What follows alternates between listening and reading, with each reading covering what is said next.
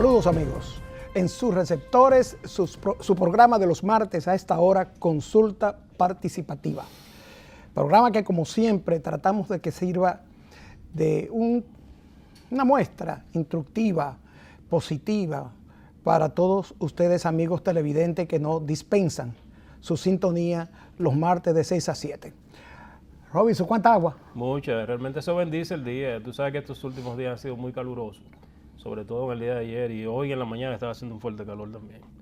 Eso es importante. Tenemos un plato fuerte hoy, Hopper, realmente darle las gracias como siempre a todas las personas que nos siguen en su programa Consulta Participativa, los martes, como citabas, de 6 a 7 de la noche. Sí, y ciertamente estábamos hablando fuera de cámara que vamos a aprovechar al máximo nuestros invitados esta tarde, y los comentarios pues lo vamos a obviar. Vamos a venir a la sesión de comentarios después de una breve pausa, pero vamos a entrar en materia inmediatamente con nuestros invitados. Pausamos y regresamos en un segundo.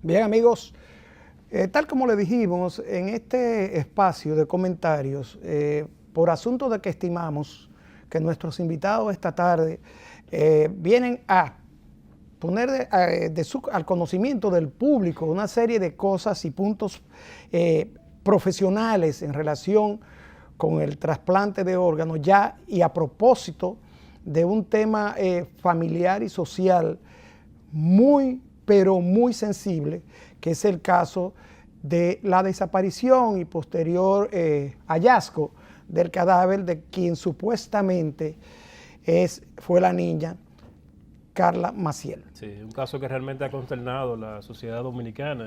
Pero por todas las fibras, o sea, todos los lados. O sea, ha sido una cosa que... Y realmente hay mucha confusión en la sociedad. Y para eso nosotros y contamos esta tarde con la presencia de la doctora Aimé Camaño, bienvenida, y del doctor Ignacio Bengoa. Son médicos especialistas, coordinadora y nefrólogo especialista del SECANO. Sí. Bienvenidos, y nuestro deseo en esta tarde es que ustedes nos nutran de conocimiento a fin de que despejemos conjuntamente con nuestros televidentes las confusiones que pueden haber en relación con los trasplantes. Saludos. Muy buenas noches. Muy buenas tardes, gracias por la invitación y la posibilidad de hablar pues a la sociedad dominicana y a la población de lo que es donación y trasplante, que es un tema creo que muy importante, y vamos a tratar de aclarar todo lo que podamos. Lo primero, doctor, ¿cuáles órganos se pueden trasplantar? Mira, en el trasplante de lo que llamamos órganos sólidos, se pueden trasplantar el hígado, el corazón, el pulmón, los riñones, se puede también trasplantar el páncreas, los intestinos. ¿Los intestinos? También se pueden trasplantar en sentido general. Esos son lo que se llaman órganos. Después están los tejidos, que puede ser la piel, las córneas. También se considera tejido las células madre, la médula ósea. La médula ósea se considera con tejido. leucemia. ¿Y la sangre del cordón umbilical? Eso también es un tipo de trasplante de células madre, embrionario, que también hay algunos estudios experimentales de ver en qué sentido tiene su terapéutica. Pero todo, generalmente esto de la célula madre está todo en estudio, de células madre para trasplante. Generalmente lo que sí está indicado es en trasplante de tipo de leucemia o mielomas, el trasplante de médula, pero eso generalmente lo tratan los hematólogos. Doctor, hemos oído en estos días el tema de trasplante de órganos, hoy no, por el bien que hace el trasplante, ni porque es un instrumento de preservar vida. El trasplante de órganos vino a ser, ¿cómo digo yo?, un sustituto de órganos dañados, ¿no?, afectados, y prolonga vida. Pero como decía en la introducción, hemos tenido el asunto de la niña Karla Maciel. Y hay una pregunta obligada. Doctor, ¿se puede secuestrar a una persona y en cualquier lugar extraerle un órgano? Mire, esa es una pregunta que vamos a tratar de explicarle a la población. Mire, para ser un donante, el donante debe de morir o fallecer en una situación controlada, lo que llamamos en medicina. El paciente debe de morir en una unidad de cuidado intensivo, con ciertas condiciones, con un ventilador, porque en el momento que fallece hay que preservar esos órganos, para que esos órganos se mantengan oxigenados. Además, ese paciente que falleció, hay que mantenerlo con medicamentos para que la sangre siga circulando cuando fallece. Después de todo eso, el paciente también hay que hacerle análisis para ver si esos órganos funcionan. Hay que ver que ese paciente no tenga una infección. Hay que ver que ese paciente no tenga un cáncer, porque si tú trasplantas a un paciente esos órganos con esas características, pues lo infecta o le puede producir un cáncer. Después de todo eso, hay que hacer estudios de compatibilidad. Si el donante y el receptor son compatibles. Y en la República Dominicana solamente hay 2 laboratorios que hacen esas pruebas. También después de todo eso, la técnica quirúrgica en las condiciones de asepsia y antisepsia, de condiciones del quirófano, es con médicos especialistas que llevan muchos años para hacer una extracción de un órgano y no dañarlo. Después de todo eso, pues, y que hacemos el estudio que es compatible, hay que operar y hacer ese trasplante. Además de todo eso, esos órganos en el momento que tú los extraes del cuerpo, tienen un tiempo de vida, que ya hablaremos de eso, si no esos órganos se dañan. Fíjese todo lo complicado, o sea que no es posible que una persona, tú la secuestres en un campo, lo agarre o en cualquier lugar sin ninguna condición y agarre y le quite los órganos, eso es completamente inviable. Después de que tú lo trasplantas, ese paciente tiene que seguir toda la vida bajo un tratamiento inmunosupresor que en la República Dominicana está controlado por un medicamento de alto costo que lo dona Salud Pública, es un logro de salud pública para toda la vida. O sea que eso es algo completamente de la imaginación y una leyenda, la posibilidad de que la República Dominicana se pueda secuestrar a alguien para quitarle los órganos. Además, aquí los equipos de trasplante son poca gente, se pueden contar con las manos la gente que nos dedicamos a trasplante. Son instituciones claramente establecidas, Plaza de la Salud, Secanor, Fundación Vaquero, el OMS, Sedimat, son pocas instituciones y sabemos los médicos, o sea, eso es una cosa completamente irreal y completamente ficticia, o sea, yo no sé cómo es posible que una persona que en teoría es un asesino viene y dice que quiere, bueno, pues que falleció esa niña, que es una niña y que le sacaron esos órganos y es para tráfico de órganos, eso es completamente prohibido. Además de todo, la República Dominicana tiene una institución, que es el INCOR, que regula todo lo que tiene que ver con donación. Hay una ley que nadie puede, cuando hay un órgano y una donación, esa institución se encarga de, que podríamos hablar un poco más adelante, cómo se hace esa distribución de esos órganos. Este es el Instituto Nacional de Coordinación de Trasplantes que dirige el doctor Morales Villini, ¿no? Sí. Pero doctor, usted me está hablando que para un trasplante ya esperado, digámoslo así, el paciente, el donante vivo, tiene que fallecer y antes de fallecer tiene que haber permanecido o estado en un lugar, vamos a llamarlo, de cuidado intensivo, para que inmediatamente se ocurra el fallecimiento, se comience el proceso de conservación de los órganos, ¿cierto?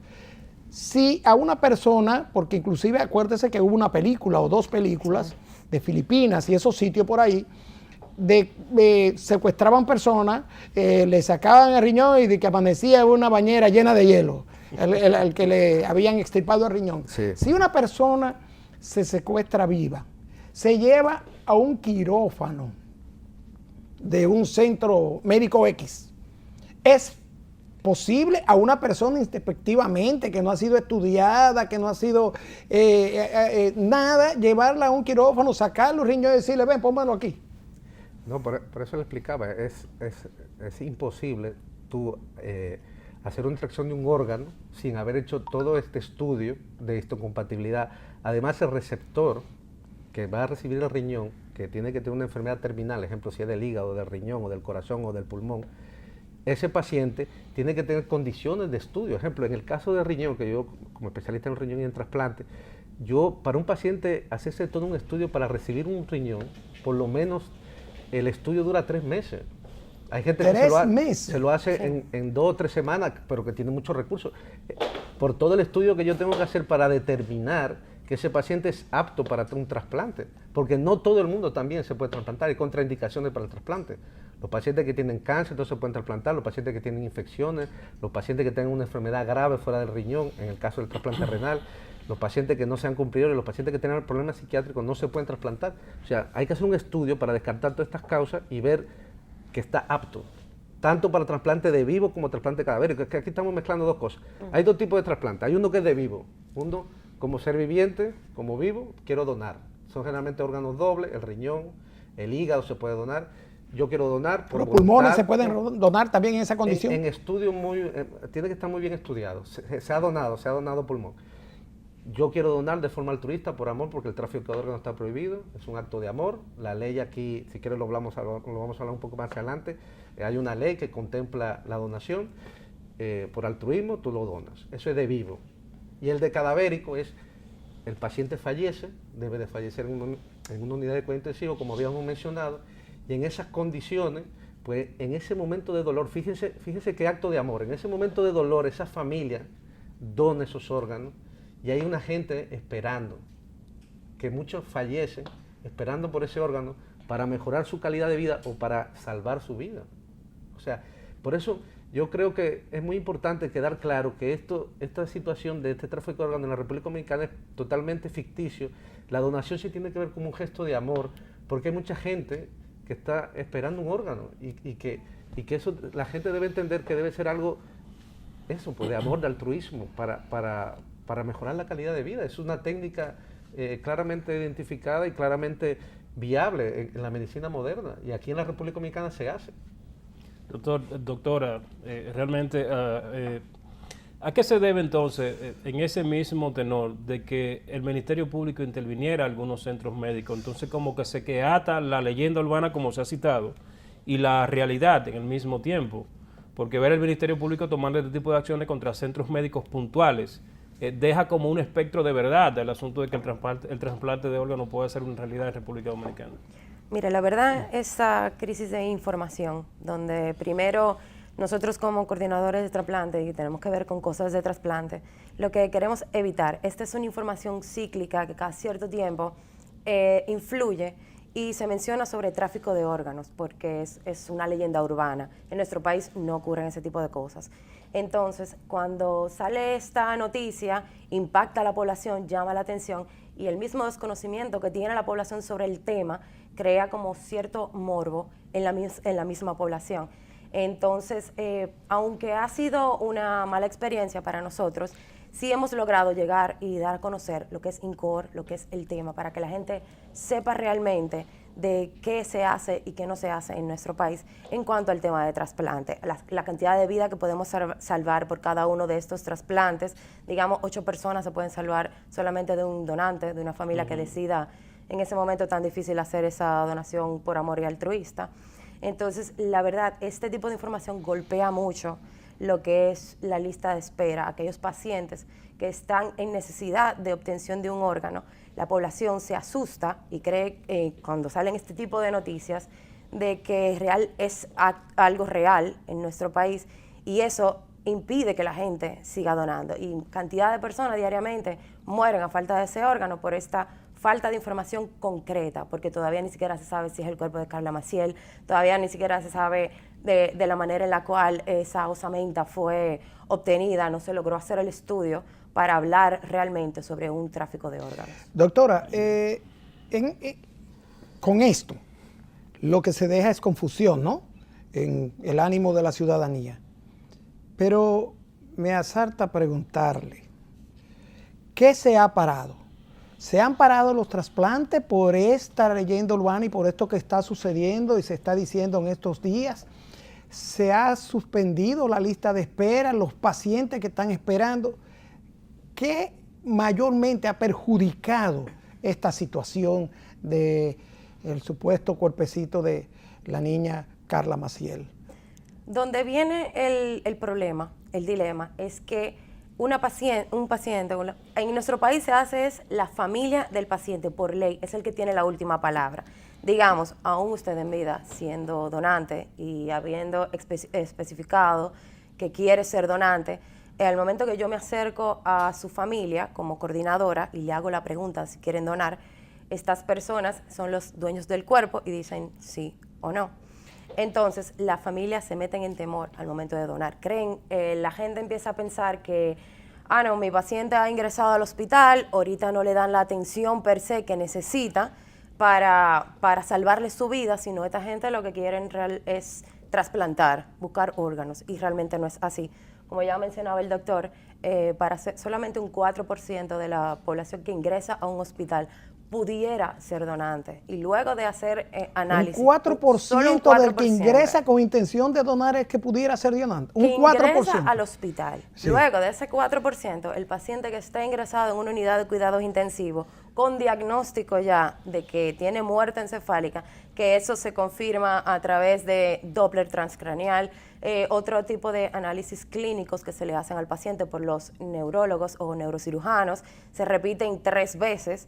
Y luego que realmente hay un diagnóstico de muerte encefálica, entonces se hace una voz de alerta y se notifica a lo que es el Instituto Nacional de Coordinación de Trasplantes. O sea, usted me está explicando prácticamente una pregunta que yo tenía en carpeta, que me hablara desde la pintura inicial hasta la varilla final en cuanto a la coordinación del trasplante. O sea, estos pasos que usted está diciendo son los pasos iniciales para la coordinación del trasplante. O sea que podemos entonces, sin ser investigadores, ni en mi caso científico, decir que esto de secuestrar personas en un país como el nuestro, donde hay tantas limitaciones médicas y de equipo para hacer trasplantes, es casi imposible. Tal vez se hace con la intención, pero vamos a cometer un crimen o se va a hacer algo que no va a tener ningún tipo de beneficio para la población, y entonces podemos colegir que ciertamente es una leyenda urbana. ¿Es eso? Sí, pero tú te fijas, por ejemplo, como te voy mencionando, la cantidad de personas que han trabajado hasta ese punto. Ahí no estamos hablando todavía del equipo quirúrgico, del equipo que transporta esos órganos, del equipo de nefrólogo que maneja, del todo el personal hospitalario que tiene que ver con ese procedimiento, porque se pueden llevar, por ejemplo, uno de riñón se lleva hasta 30 personas como mínimo. En el momento del trasplante, 30 personas en un quirófano. Se necesita movilizar, ya sabe, desde el inicio de la detección del donante hasta que ya ha sido trasplantado el órgano, se moviliza alrededor de 30 personas para riñón. Luego, para corazón y pulmón se mueven como 80 personas y 100 para corazón. Wow. O sea, entre hígado y corazón se mueven muchas más personas. Doctor, en ese mismo tenor y en el aspecto estadístico, y sobre todo para compartirlo con nuestros televidentes, ¿cuántos trasplantes se han hecho en los últimos 5 o 10 años en el país? Mire, ese es un tema para que ustedes vean que falta mucho por hacer, como uno siempre... Miren, en la República Dominicana de trasplante renal, en los últimos 4 años, se hacen alrededor de entre 55 a 60 trasplantes. Trasplantes renales por año. ¿Cuántos de donantes voluntarios aproximadamente ¿Y cuántos de 50%, más o menos, en los últimos años? Antes casi todos eran de vivo, porque en verdad el INCOR, que es la institución encargada, lleva aproximadamente 5 o 6 años es que se están haciendo trasplantes cadavéricos, porque antes en esa institución no se podían hacer los trasplantes cadavéricos. Okay. Antes solamente se hacían trasplantes de vivo.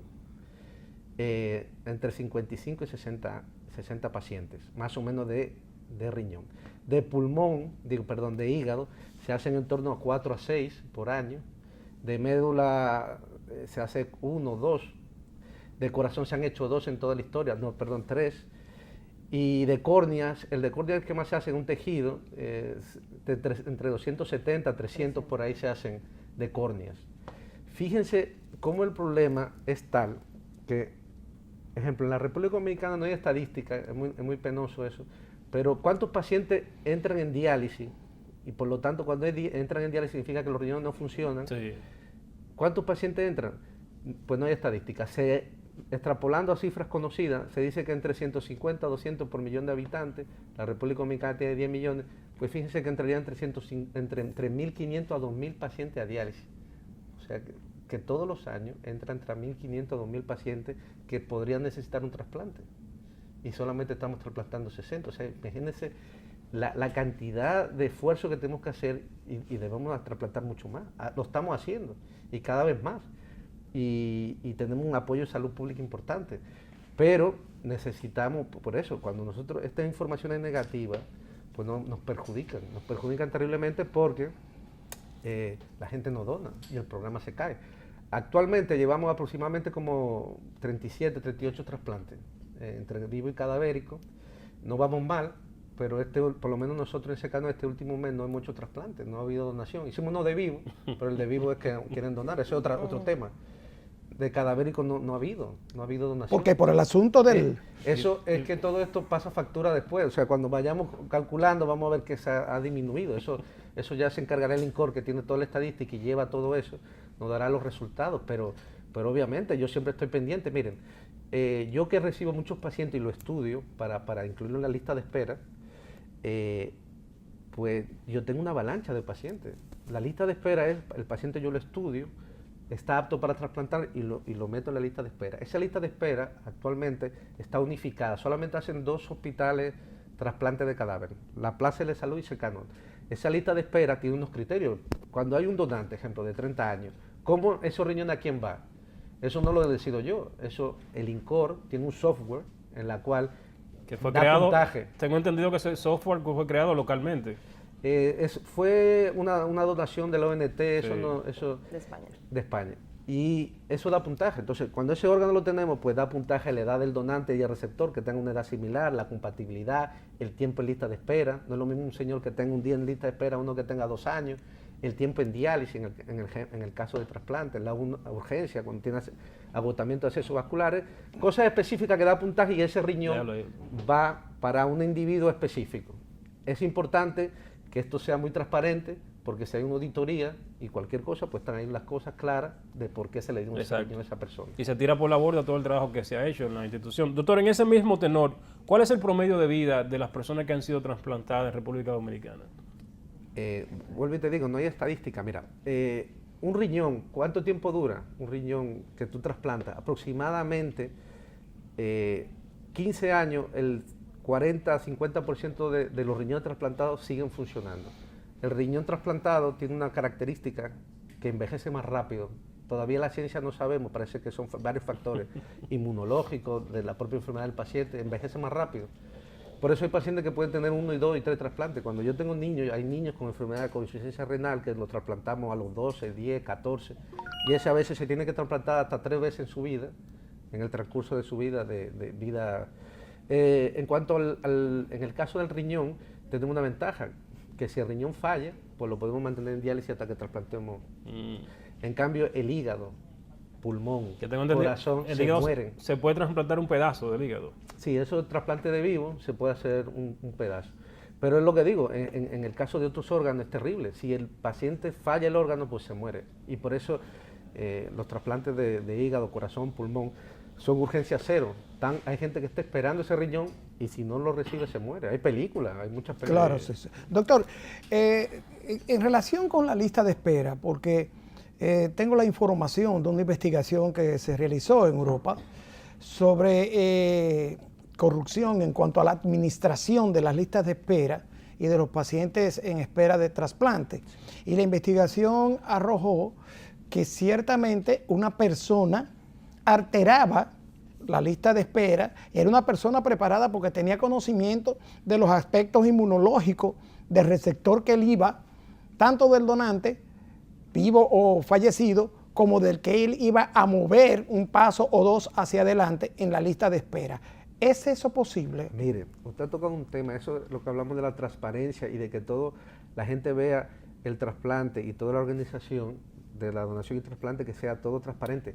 Ese caso fue en Alemania. En Alemania se vio que estaban alterando los criterios por dinero, y entonces, fíjate que Alemania es una potencia mundial, y si tú ves la estadística en trasplante y en donación, por ese escándalo, la gente desconfió, y hasta el día de hoy, eso fue hace 10 años, todavía no se recupera. Y eso es de los países que menos donan en Europa, y todo eso a raíz de ese escándalo. Y eso, claro, eso se puede dar, pero si el que lleva la lista de espera, por eso es mejor que sea un software y nadie pueda, y que siempre se lleve auditoría y se lleve controlado para que eso sea lo más, o sea, que el confiable, más posible. confiable, transparente, para que un paciente sepa que está ahí y le tocará cuando Sí. le toque, que no haya ninguna mediación de ningún tipo. Doctora Camaño, en ese mismo tenor, ¿cómo funciona el IDECOD, verdad? Y si una persona, o sobre todo las personas que nos están viendo hoy, o a mí mismo si me interesa ser donante, ¿cuáles son los pasos que debe dar para ser donante y salvarle la vida a otro ser humano en el futuro? Es sumamente sencillo, simplemente es ingresar a la página de internet de INCOR, que es www.incor.gov.do. Ahí le aparece un cuadrito que dice hazte donante. Ahora bien, como le digo, lo más importante es decir en vida su deseo. Sí, decirle a la familia en el momento en el cual yo fallezca, si me pasase algo algún día, yo quiero ser donante. Porque al momento de yo acercarme a la familia, quien tiene la última palabra va a ser la familia. Okay. Pero tengo entendido, doctores, que en el asunto de los trasplantes, y volviendo a lo que usted señalaba, que es un acto de amor en el caso de los donantes vivos y de amor en el caso de los familiares del fallecido, hay un principio fundamental, según tengo entendido, en los procesos de trasplante, que es el principio de igualdad y equidad. Esa es una de las bases fundamentales del proceso de donación de un órgano. Pero también hay un mercado mundial de órganos. Para decirle trasplantes, ventas ilegales, vamos a llamarlo así, de órganos. Hay unas estadísticas tremendas de 15 a 20 mil riñones.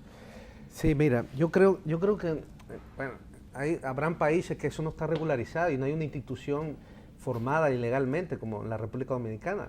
Eso es una realidad y eso nadie lo puede hacer. Pero mire, ejemplo, la República Dominicana, si yo tengo para incluir un paciente en lista de espera, los órganos de los dominicanos que fallecen son para dominicanos. Yo he tenido pacientes extranjeros que vienen y quieren ponerse en lista de espera. Se toma el principio de la territorialidad primariamente, ¿verdad? Entonces, es Exacto. muy importante eso, y eso era en España igual. O sea, y eso evita el tráfico de órganos, porque yo no me puedo ir a Colombia a ponerme en lista de espera con un órgano. Eso, ejemplo, la ONT y los diferentes grupos de trasplante tratan de poner esas reglas claras para que no se produzca este tráfico de órganos. O sea, cada país tiene que tener la capacidad de resolver sus pacientes con enfermedades crónicas y la capacidad de realizar un trasplante para que no se produzca esta situación del tráfico de órganos.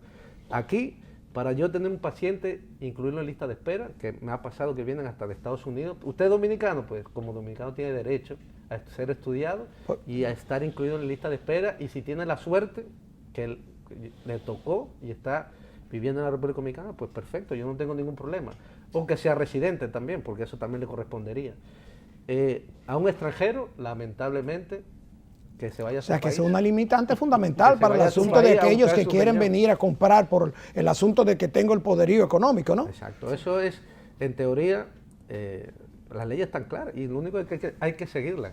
Bien, lo del tráfico de órganos en otros países, pues me imagino ser una problemática, pero tiene que tener toda esta estructura que hemos hablado, que en la República Dominicana es inviable totalmente.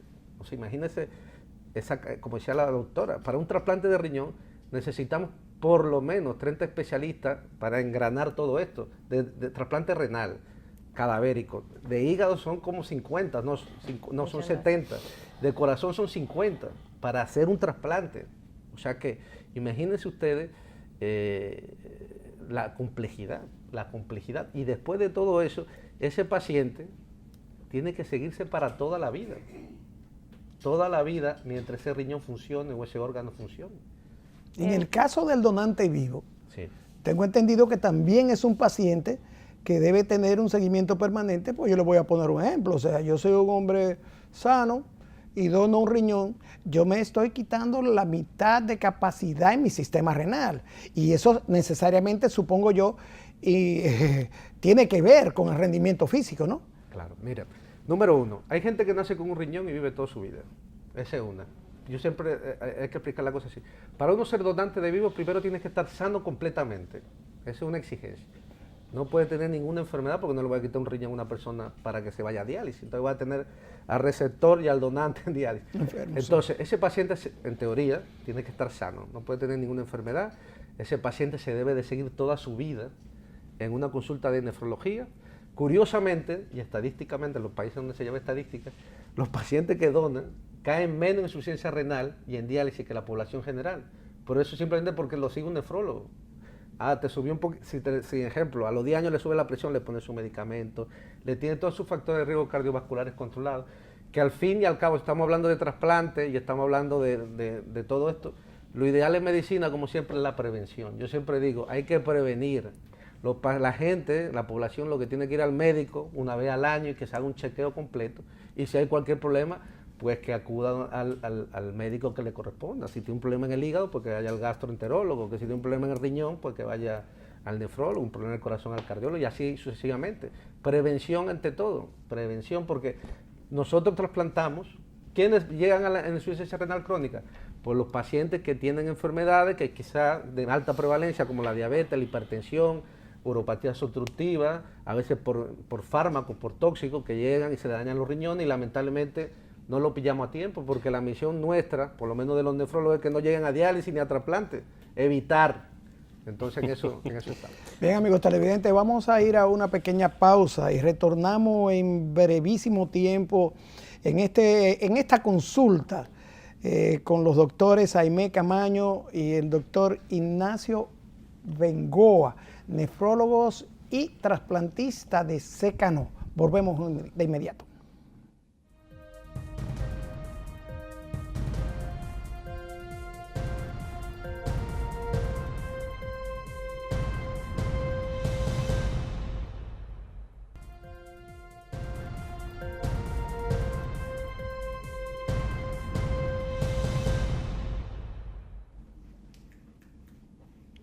Bien, amigos, continuamos con esta consulta con estos dos magníficos invitados que han venido a despejar mucha duda en un momento en que, como apuntábamos al inicio, la familia dominicana está afectada de manera casi irreparable y el sistema y la coordinación de trasplante también ha sido afectada en esto. Y lo doloroso de esto es que las autoridades, luego de escuchar la explicación científica autorizada del doctor Bengoa, da pena que las autoridades se hayan dejado guiar por un individuo, un criminal, que a mi juicio lo que está despistando las autoridades. Pero el doctor Bengoa nos explicaba fuera de cámara de un código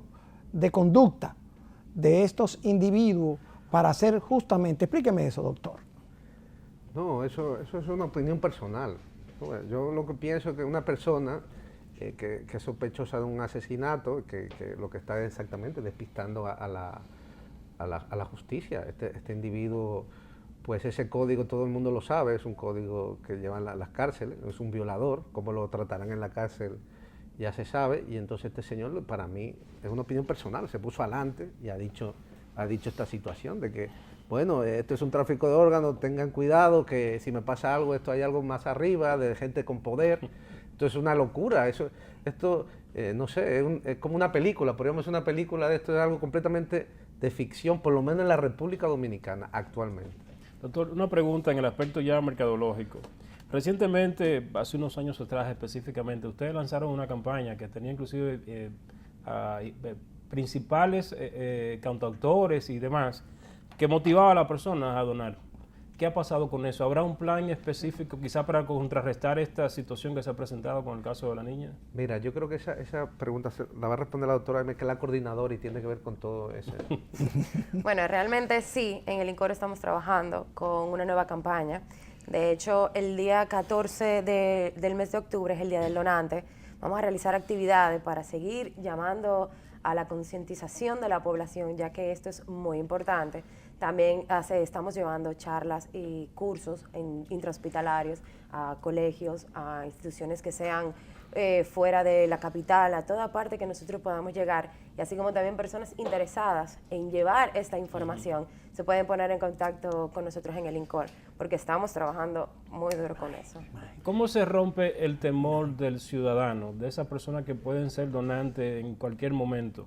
en que entiendan, por ejemplo, como se hizo con los parques cementerios, que ya son parques cementerios hoy, que anteriormente era un tabú, tú decir yo me voy a inscribir para que asegurar dónde voy a depositar mis últimos restos.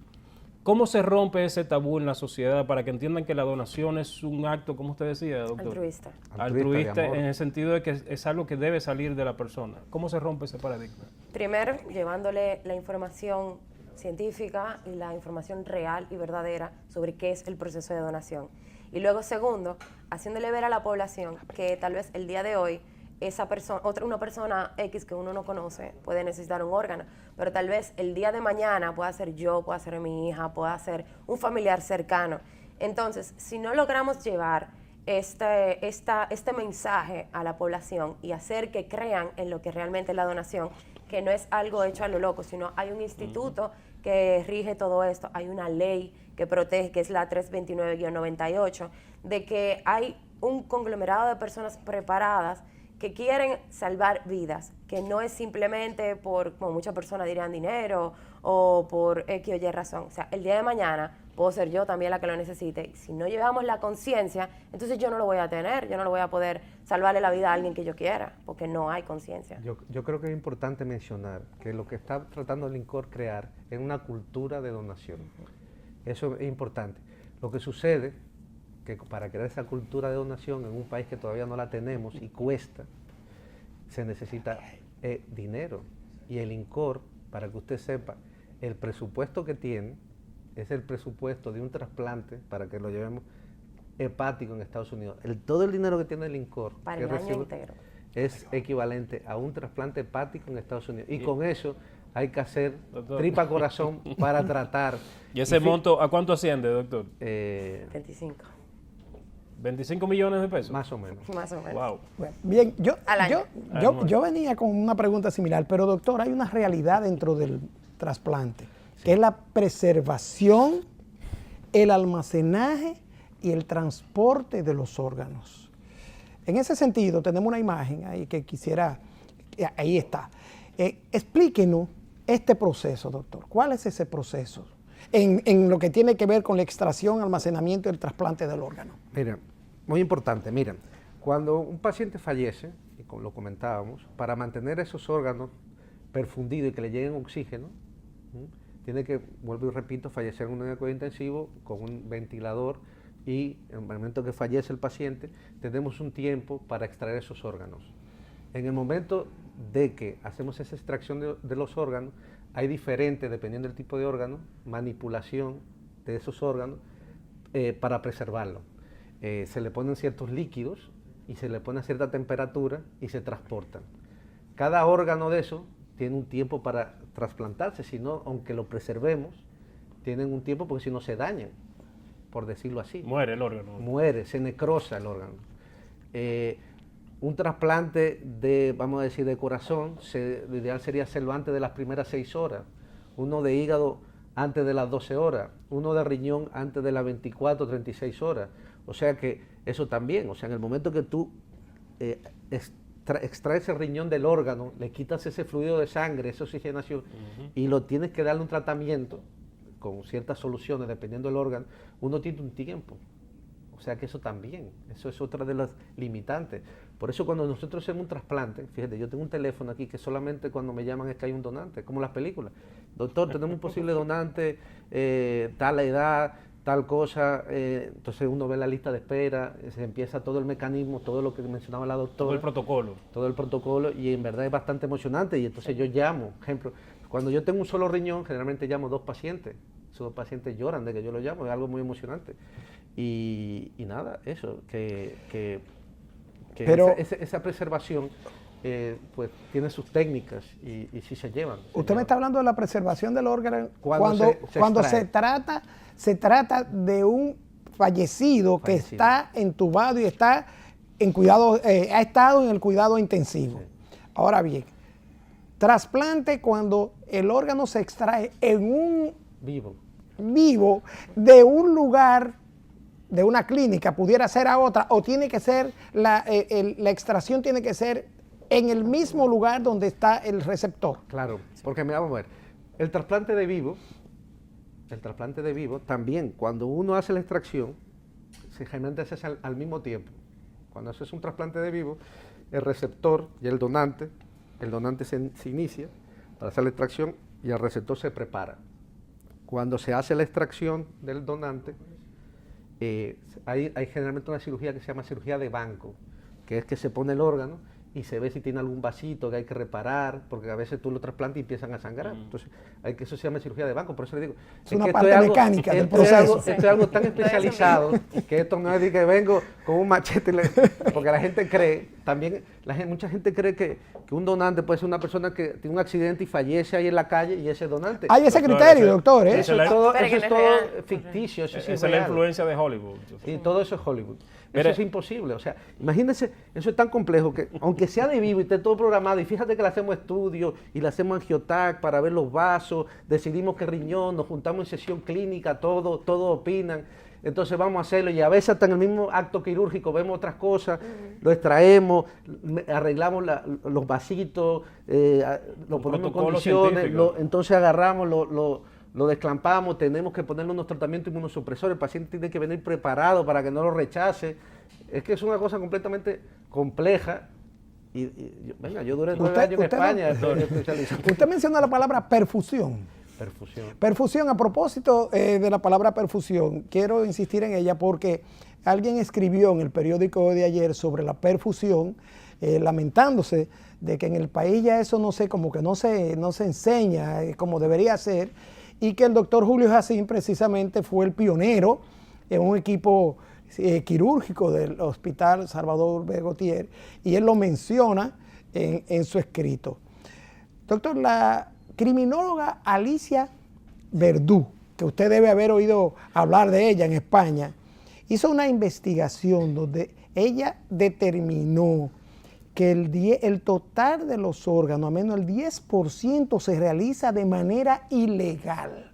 Del total de los trasplantes, de la extracción del órgano y el trasplante, el 10% en una investigación criminológica se determinó se hace de manera ilegal.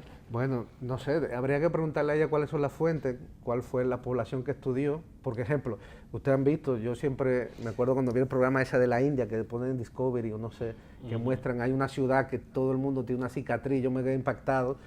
Eso no sé cuál habrá sido su población, habría que preguntarle a ella. Pero yo te digo que en los lugares donde hay una ley y está establecido y es penal, es muy difícil, y aparte, es que, óyeme, ¿cómo tú puedes conllevar a hacer una mala práctica a 30 profesionales que si tú sabes que te pillan, a mí habría que pagar demasiado? Yo echar todo a la borda, aparte, cuando uno mejora un paciente que está en una situación de una enfermedad terminal, yo tengo pacientes, doctor, yo he vuelto a nacer, doctor, mire, de verdad. Y eso me gustaría, si algún día podemos mostrar algunos testimonios para que ustedes vean los pacientes trasplantados, cómo le cambia su vida. Pero claro, lo he lógicamente. dicho, el trasplante renal es la mejor terapia que sustituye la función renal. Es la estrella de los trasplantes, el trasplante renal. El paciente que se trasplanta vive más. El paciente que se trasplanta mejora su calidad de vida. Se quita todo lo que tiene que ver con la diálisis, la dieta, ir a sentarse 4 horas en una máquina 3 veces por semana, las restricciones hídricas, su calidad de vida mejora, se incorpora a la sociedad. Y además, le voy a decir algo muy provocador, el trasplante renal es más barato que tener un paciente en diálisis.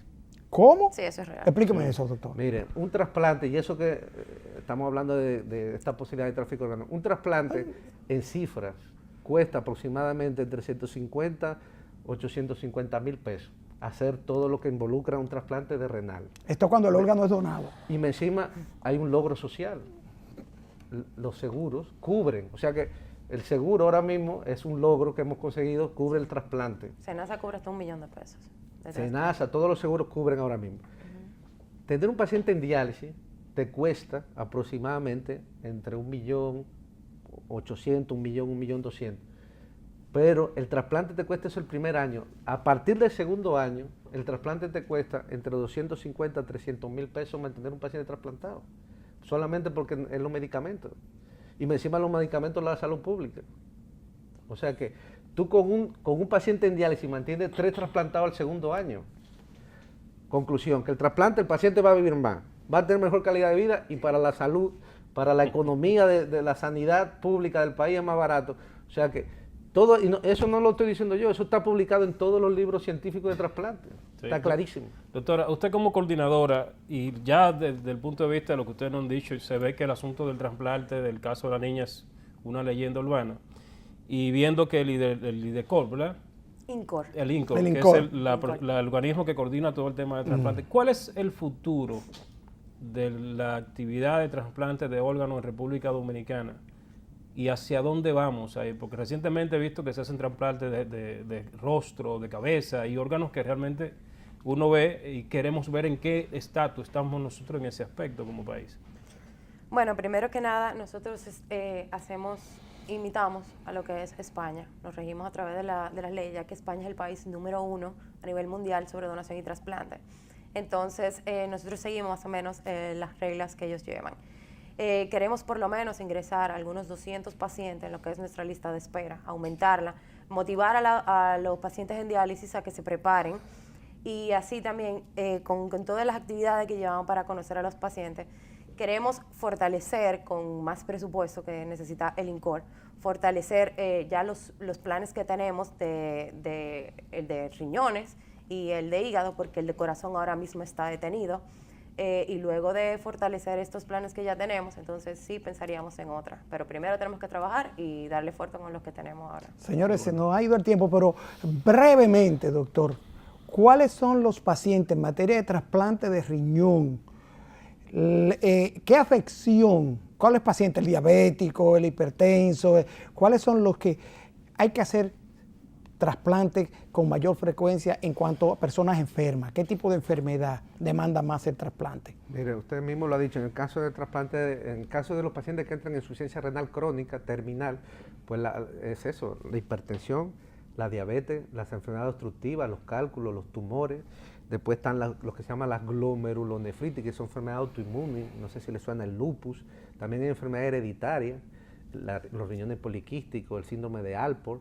También están los tóxicos. Ejemplo, yo siempre digo, los antiinflamatorios no esteroideos, que son el ibuprofeno, el diclofenac, son medicamentos muy buenos, pero eso no más de 7, 10 días, eso daña los riñones. Yo tengo un paciente en diálisis por estar tomando de forma crónica. Siempre, lo recomendable es siempre medicarse con una indicación de un médico y estar controlado, no automedicarse. Y bueno, y lo otro, la prevención, como siempre. Okay. Prevención ante todo, ir el paciente cada una vez al año. Yo quiero terminar, o si me da unos minutos, decir que todo el mundo puede ser donante.